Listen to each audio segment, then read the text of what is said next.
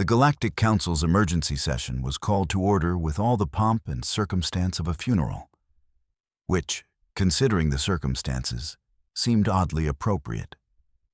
Ambassador Kelthrix of the Vraxian Empire stood at the central podium, all four of his eyes blinking in what could only be described as bureaucratic distress. His scales had taken on that particular shade of gray-green that his species displayed when delivering truly terrible news. According to YouTube analytics, 99.3% of viewers are not subscribed. That's a huge number. By subscribing the channel that is completely free, you'll help support the channel and never miss fresh content. Like announcing tax increases or admitting they'd accidentally vaporized a moon.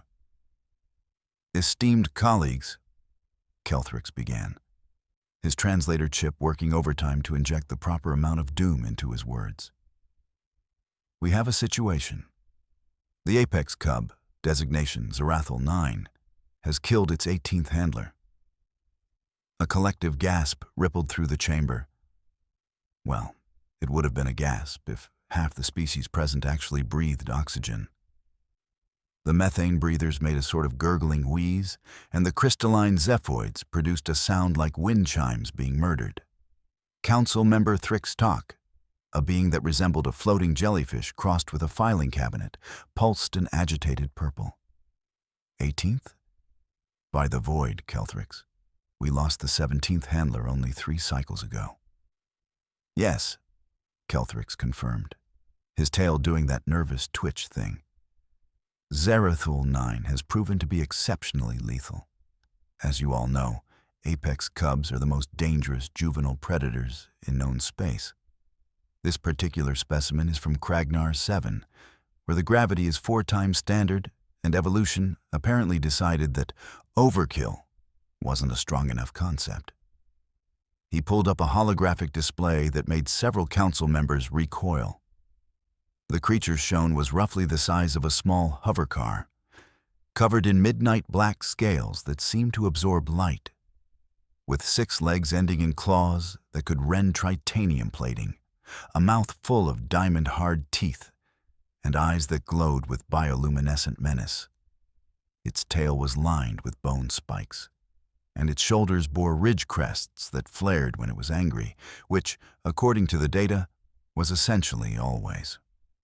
The adult form, Kelthrix continued with the enthusiasm of someone describing a plague, can survive in the vacuum of space for up to 6 hours, hunt prey across 17 different environmental spectrums, and has been observed eating starship hulls when sufficiently motivated.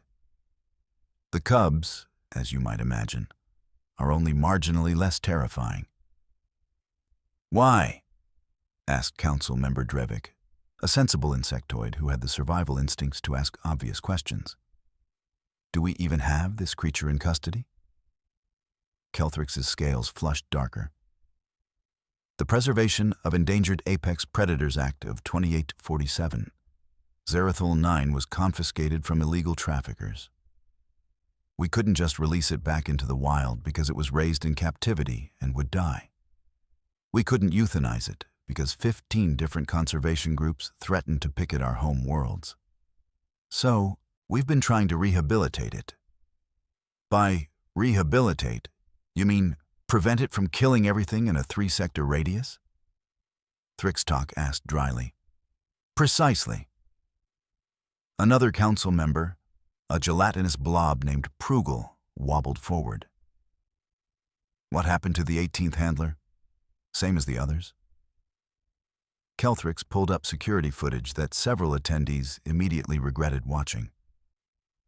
Handler Zixtal attempted to feed Zerathal 9 using the standard long-pole food delivery system.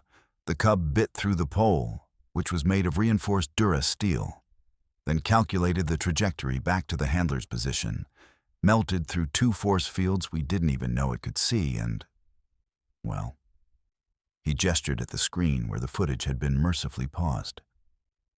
Zixtal's family has been compensated. His last words were reportedly, "Oh no, it's doing math." The chamber fell into uncomfortable silence. broken only by the sound of the Zephoid representative frantically updating their will. "So," Prugel burbled nervously, "what do we do? We can't keep letting this creature murder our finest xenobiologists." "We've tried everything," Kelthrick said, and he genuinely sounded tired. "Robotic handlers. It destroys them. Remote feeding systems. It traces the signals and attacks the operators. Virtual reality training. It somehow hacks the system and tries to kill the programmers. We've consulted with the finest behavioral specialists in 47 star systems. 2 of them quit xenobiology entirely. 1 joined a monastery. Another started a farm on a pastoral world and sends me pictures of vegetables with captions like, 'Look, nothing here wants to murder me.' There must be something we haven't tried," Drevik insisted. Kelthrick's shoulders, both sets of them, slumped in defeat. "There is one option. It's classified. Highly controversial. Many of you won't like it." "More controversial than letting a murder beast continue its rampage through our staff?" Thrickstalk pulsed skeptically. "Much more controversial."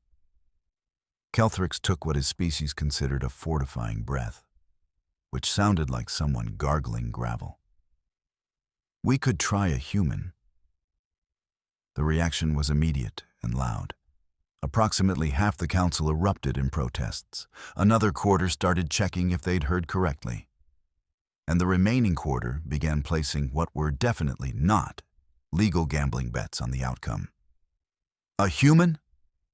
Drevik practically shrieked, his antennae standing straight up. "You want to introduce the galaxy's most inexplicably dangerous species to our already dangerous problem? Have you suffered a traumatic head injury?" "Humans aren't dangerous," Kelthrix protested, though his tone suggested even he didn't fully believe it. "They're just unusual." "Unusual?" Prugel jiggled with indignation. "The humans are the only species to achieve interstellar travel by literally exploding themselves into space repeatedly until it worked. They consider toxins like capsaicin and ethanol to be recreational substances. They've domesticated carnivores. They've domesticated themselves. Half their planet is actively trying to kill them, and they respond by living there on purpose." Thrickstalk added, "I've read the reports from the Human Integration Committees. These beings form emotional attachments to cleaning robots. They will risk death to save creatures that provide them no survival advantage. One human reportedly fought off a Graxian mauler, which outweighed him by 300 kilos because it threatened his emotional support turtle. The turtle was neither supportive nor emotional. It was a reptile." "Exactly my point," Kelthrix said, raising one clawed hand. "Humans have this bizarre ability to bond with predators. Their entire civilization is built partially on the back of domesticated wolves, for crying out loud. They see danger and think friend-shaped. That's not bonding? That's a survival defect." Drevik muttered. "Perhaps," Kelthrix conceded. "But it's a survival defect that might save us considerable resources and personnel. The human I have in mind is already on station as part of the cultural exchange program. Her name is Mira Chen. She's a xenobiologist specializing in predator behavior.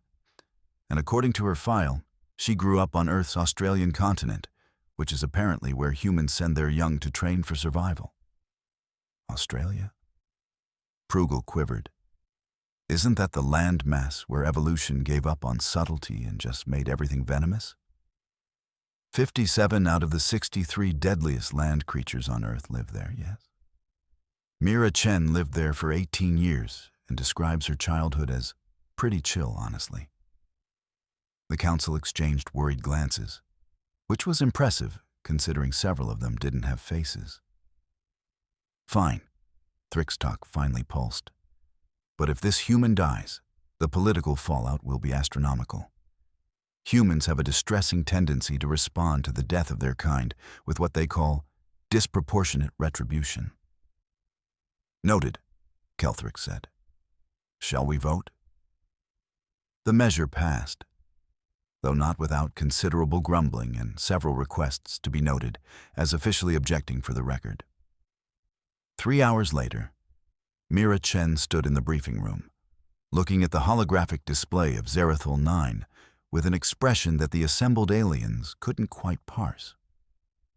Her dark hair was pulled back in a practical ponytail, and she wore the standard-issue jumpsuit of the Xenobiology Corps, which she'd somehow already managed to get coffee stains on despite it being issued that morning. So, she said slowly, you want me to babysit the murder puppy? It's not a puppy, Kelthrick said stiffly. It's an Apex Cub, one of the most dangerous juvenile life forms in the known galaxy. Cool. Mira leaned closer to the hologram, her eyes bright with interest rather than terror. Does it like scritches? Scritches? Kelthrick's translator chip briefly malfunctioned trying to process this. You know, scritches, scratches, pets. The good stuff behind the ears. She demonstrated by moving her fingers in a scratching motion. Handler Chen, Kelthrick said slowly. This creature has killed 18 trained xenobiologists. Its last handler's final words were about it doing math. It can bite through durasteel and see in frequencies we need special equipment to detect. Right, so that's a we don't know if it likes scritches yet situation. Got it. Mira scrolled through the data files, nodding occasionally. Says here it was raised in captivity by traffickers. Probably hasn't had proper socialization. Classic behavioral issues stemming from early life trauma and inadequate environmental enrichment. It killed its traffickers, Kelthrix pointed out. All of them, in one night, while they slept. Good for it, Mira said cheerfully. They deserved it. Trafficking exotic animals is messed up. She turned to face the council members who had gathered to watch what they assumed would be either a breakthrough or a tragedy. So, what approaches have you tried? Kelthrix pulled up a list that scrolled for several seconds. Operant conditioning, classical conditioning, behavioral modification through positive reinforcement, negative reinforcement, environmental manipulation, sensory deprivation, sensory enrichment, pharmaceutical interventions, neural feedback loops, virtual reality simulation, robotic interaction, remote handling protocols, force field containment with automated feeding, psionic communication attempts, and prayer to several deities who we're fairly certain don't exist. Did you try just being nice to it? The silence that followed was deafening. Being nice to it, Kelthrix repeated, his translator chip adding several layers of disbelief. Handler Chen, it's a killing machine. It's a baby, Mira corrected. A traumatized baby that's been treated like a problem to be solved instead of a living creature that needs care and understanding. Look at this. She pointed to a section of the behavioral notes. Every time a handler approached, they were afraid. Predators can smell fear, right? So you've been sending in scared people to interact with a scared animal. That's like Xenobiology 101. Don't do that. We sent in people who weren't afraid. Prugel objected. We sent in handler Vexnor, who once arm wrestled a Thoraxian deathworm for fun. How did Vexnor approach the cub? Mira asked. Kelthrix checked the records. With confidence and dominance, as recommended by the behavioral psychologist. Vexnor entered the enclosure broadcasting strength and authority. And the cub? Removed Vexnor's dominant arm and subordinate arm, and both walking appendages. Mira winced. Yeah, that'll happen. You can't dominate an apex predator, especially not a baby one. They're not wired that way. You have to make them feel safe first, then earn trust, then build a relationship. It takes time. We don't have time. Thrixtalk pulsed urgently. The conservation groups are breathing down our necks, the ethics committee is demanding daily updates, and we're running out of volunteers who don't have self-preservation instincts.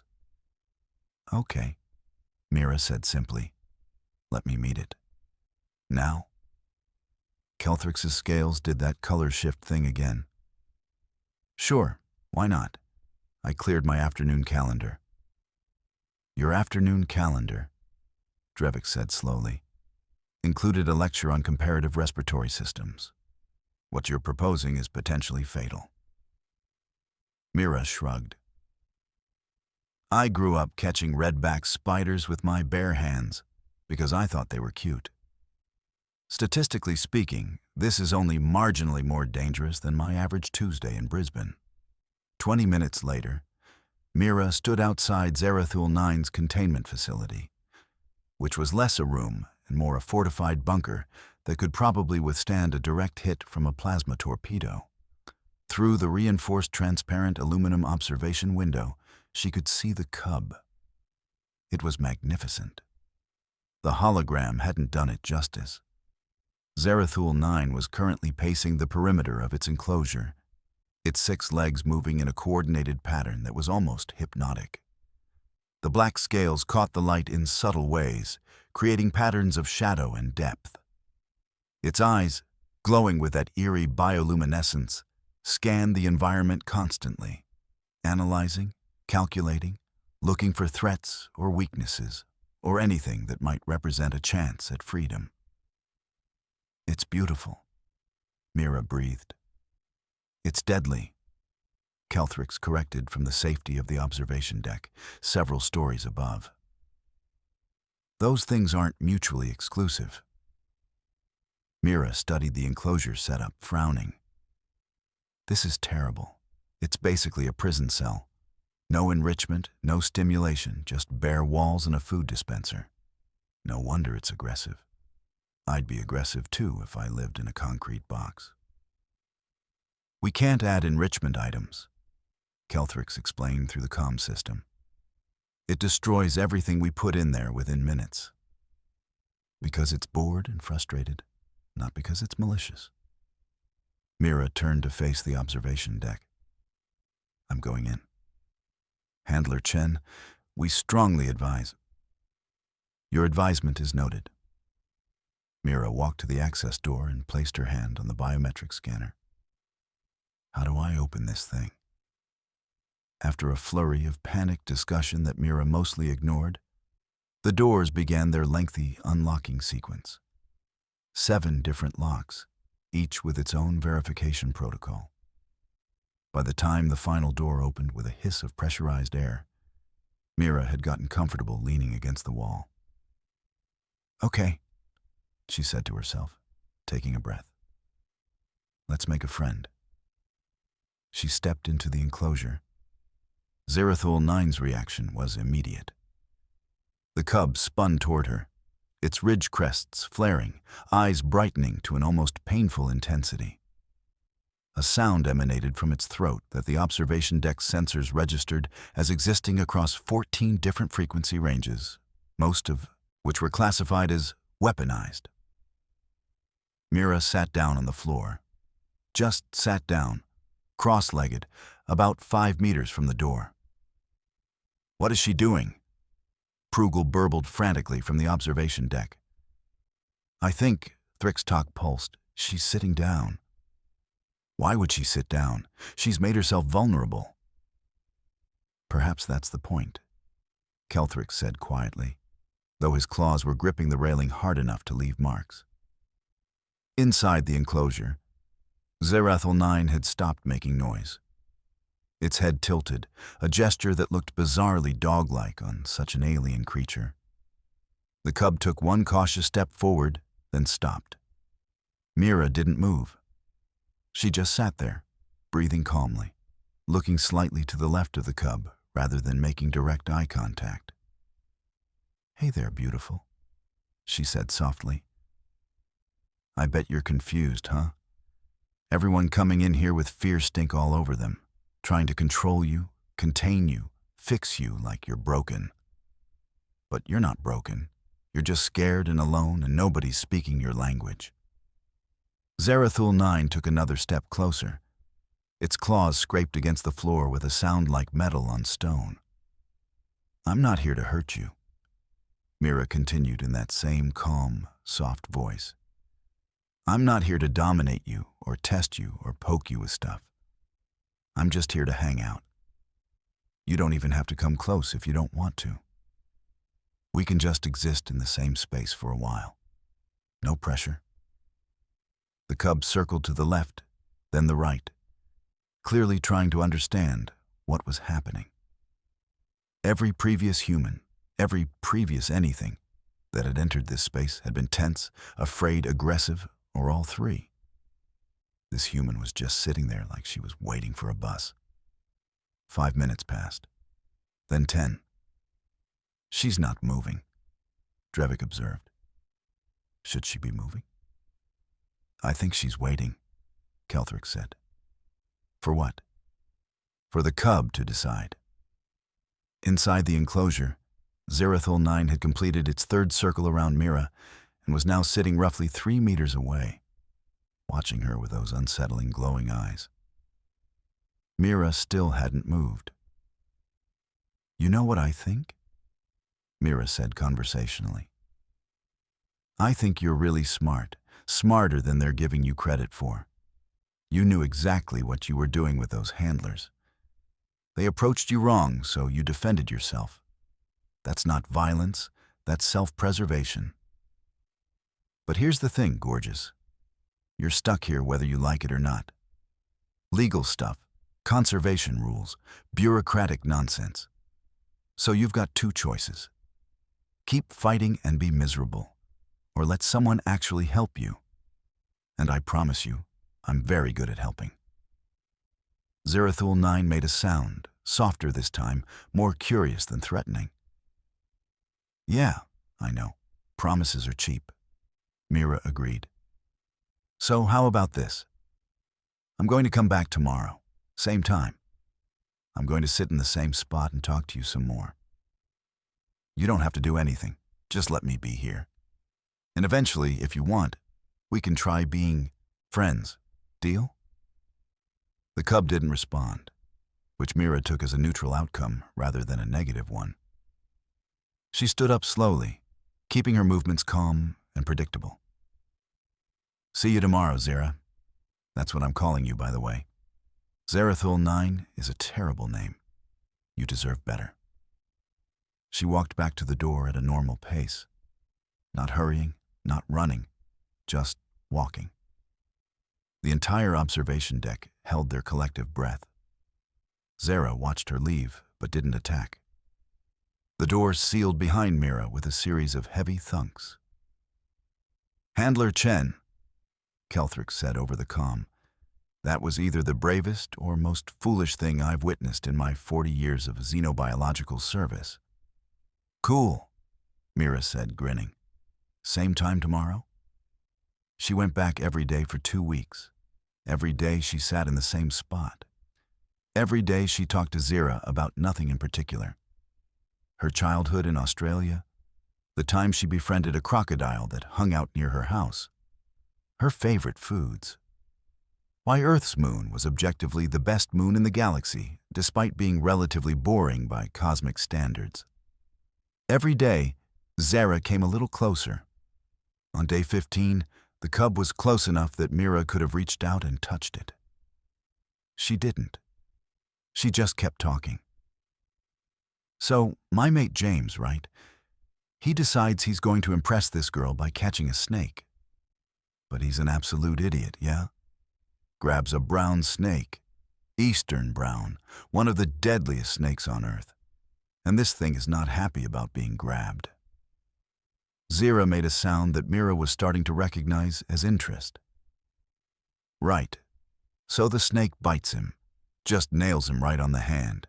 And James, bless him, He's got the survival instincts of a concussed wallaby. He doesn't let go. He's holding this angry snake, blood dripping from his hand, and he walks over to the girl and says, "I caught you a snake." Another sound from Zara, this one higher pitched. The girl screamed and ran away. James passed out from the venom, spent 3 days in hospital, nearly died. And you know what the first thing he said when he woke up was? "Do you think she liked me?" Humans are insane, Zara. We're all insane. On day 23, Mira brought a ball. It was a simple thing, made of rubber, about the size of a human fist. She'd had to fill out 17 requisition forms to get it approved. "Hey, Zara," she said, sitting in her usual spot. "I brought you something." She rolled the ball across the floor. Zara's eyes tracked it with laser focus.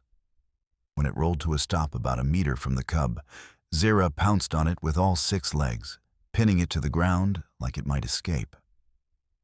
"Yeah, that's yours now." Mira laughed. "It's called a toy. It's for fun. Remember fun? It's that thing you haven't been allowed to have." Zara picked up the ball in its mouth, and for a moment, the observation deck thought the cub might destroy it. Instead, Zara dropped it, then patted it with one massive paw, watching it roll. "Oh, you're going to love this," Mira said. She grabbed the ball when Zara pushed it back toward her and threw it across the enclosure. Zara bolted after it. For the next hour, they played fetch. An apex predator from a death world and a human from another death world, playing fetch like it was the most natural thing in the universe. "I've seen enough," Prugel burbled from the observation deck. "Handler Chen is either a miracle worker or we're all experiencing a shared hallucination." "Both are possible," Thrixtalk pulsed, but there was something like wonder in its tone. On day 37, Mira brought a book. "Okay, so today we're doing something different," she announced, settling into her spot. Zara immediately padded over and lay down beside her, close enough that Mira could feel the heat radiating from the cub's scales. She still hadn't touched Zara, not once. Every day, the cub got closer, but Mira never initiated contact. Trust couldn't be forced. "This," Mira said, holding up a worn paperback, "is my favorite book. It's about a guy who goes on a quest to throw a ring into a volcano.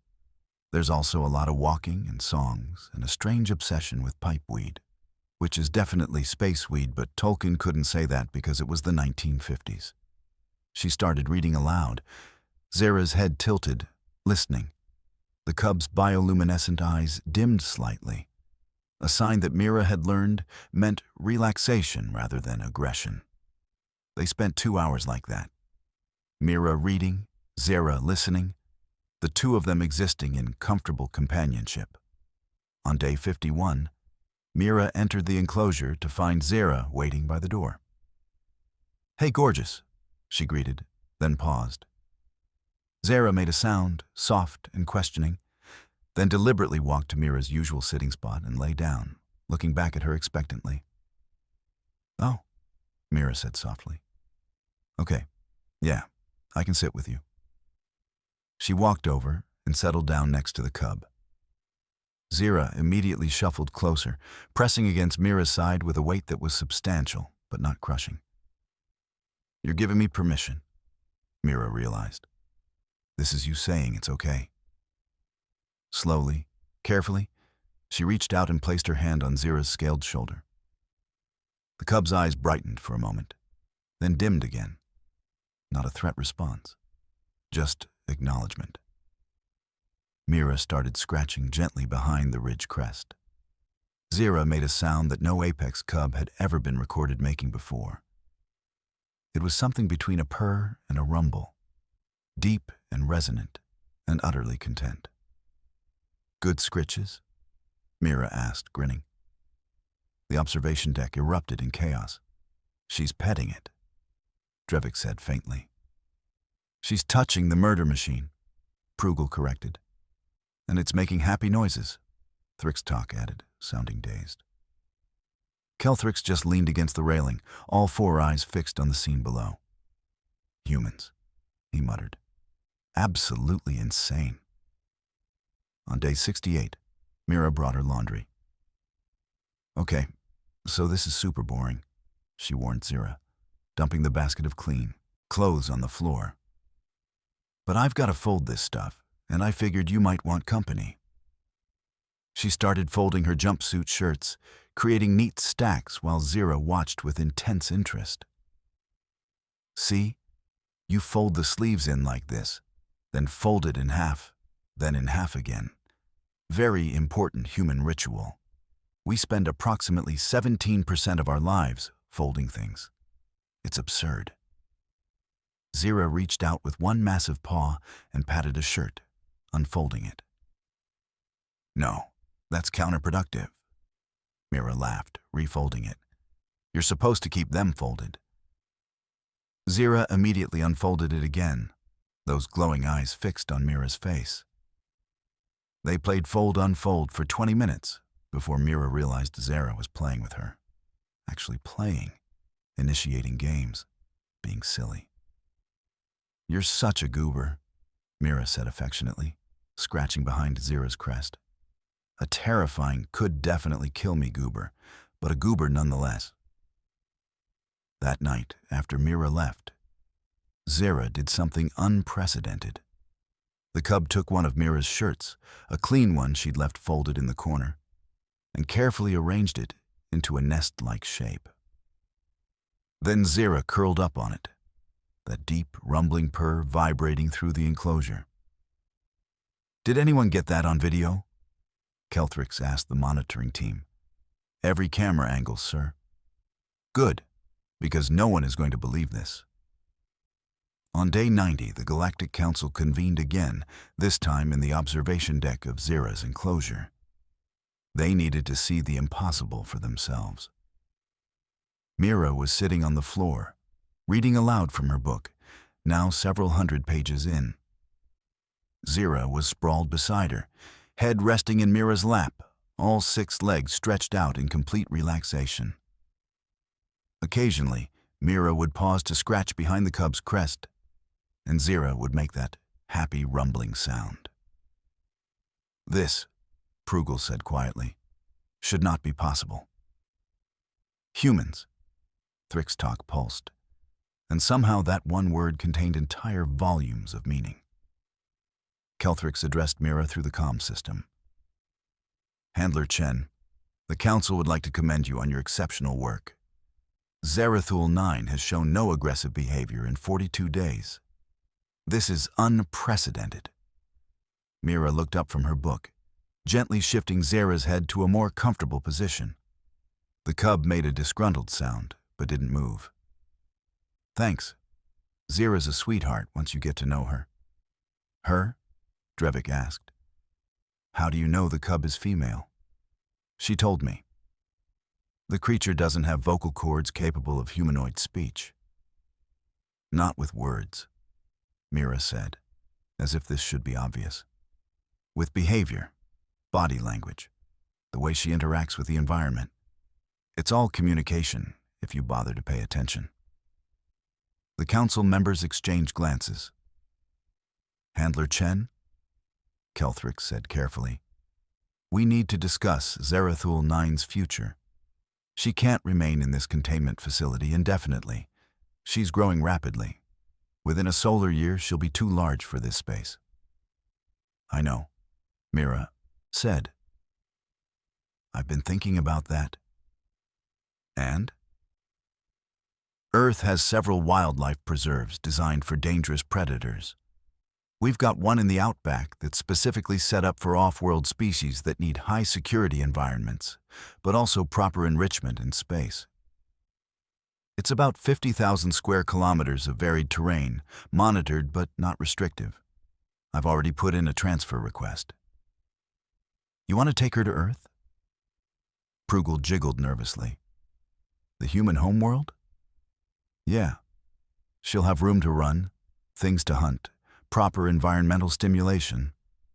Plus, I can visit regularly and maintain our bond. She trusts me now. But that trust needs to be maintained, not taken for granted. Thrixtalk pulsed thoughtfully. And you believe Earth can contain an adult apex predator from Kragnar 7?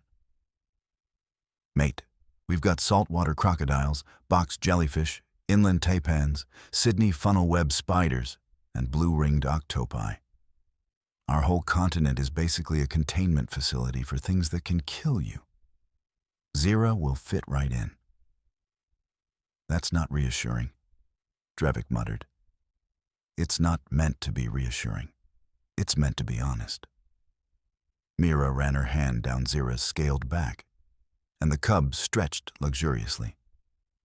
Look, you called me in because your specialists couldn't handle her. I've spent 3 months building trust with this beautiful, terrifying creature. And she deserves better than a concrete box. She deserves a life. Earth can give her that. The council deliberated for approximately 3 minutes, which was record-setting speed for a bureaucratic organization spanning hundreds of worlds. Very well, Kelthrix announced. The transfer is approved, pending appropriate safety certifications and diplomatic clearances. Brilliant, Mira said, grinning. She looked down at Zira. Hear that, gorgeous? You're going to Australia. It's terrible. You'll love it. Zira made a contented sound and shifted closer, her massive head pushing more firmly into Mira's lap. One question, Thrixtalk pulsed. How will you transport her? Zirethal 9 weighs approximately 400 kilograms and requires specialized containment. Oh, that's easy, Mira said cheerfully. She'll ride in my ship. I've got a cargo bay that's plenty big enough. Your ship, Kelthrix repeated slowly. You're going to transport one of the deadliest juvenile predators in the galaxy in your personal spacecraft. Sure, she'll be fine. I'll bring her toys and blankets. Maybe we'll watch some movies during the jump. She really likes the audio from action films, all those explosions and dramatic music. The council stared at her. Humans, Prugel burbled finally. You're all completely mad. Yeah, Mira agreed happily, scratching behind Zira's crest. But we make it work. 6 weeks later, Mira stood in the cargo bay of her ship, the Wandering Wombat, watching as Zira explored her new temporary home. The cub had grown noticeably in the past month, now closer to the size of a small Earth vehicle than a large dog. Her scales gleamed under the ship's lighting, and her bioluminescent eyes tracked every detail of the space. Right, Mira said, setting down a massive cushion she'd ordered specially. This is yours. It's filled with memory foam, which is a human thing, but I think you'll like it. Very comfortable for napping. Zira padded over, sniffed the cushion suspiciously, then flopped onto it with all the grace of a drunk giraffe. The cushion compressed under her weight, then slowly reformed around her body. The cub made that happy rumbling sound. Told you, Mira said smugly. The journey to Earth took 17 days through multiple jump gates. Mira quickly established a routine. Morning feeding. Zara ate approximately 30 kilograms of protein per day, which meant Mira's food storage was basically a walk-in freezer. Mid-morning enrichment activities, usually involving toys or games. Afternoon reading sessions, evening wrestling matches, which Zara always won but was surprisingly gentle during, as if she understood that her human was fragile. On day 4, they hit a patch of rough stellar weather that caused the ship to shake and rattle. Alarms blared, red warning lights flashed, and Mira had to scramble to the cockpit to manually stabilize their trajectory through a debris field. When she returned to the cargo bay 20 minutes later, sweating and exhausted, she found Zara pressed against the door, eyes bright with worry. Hey, I'm okay, Mira said immediately. Just some rough navigation. Nothing to worry about. Zira made an anxious sound and moved toward her, those massive paws surprisingly gentle as the cub bumped her head against Mira's chest. Are you worried about me? Mira asked, surprised. She wrapped her arms around Azara's neck. Oh, you sweet thing. I'm fine. Takes more than a little space turbulence to take out a human. We're annoyingly durable. Zira rumbled, pressing closer. Come on, Mira said. Let's go watch a movie. I've got one about a guy who's really angry all the time and also green. You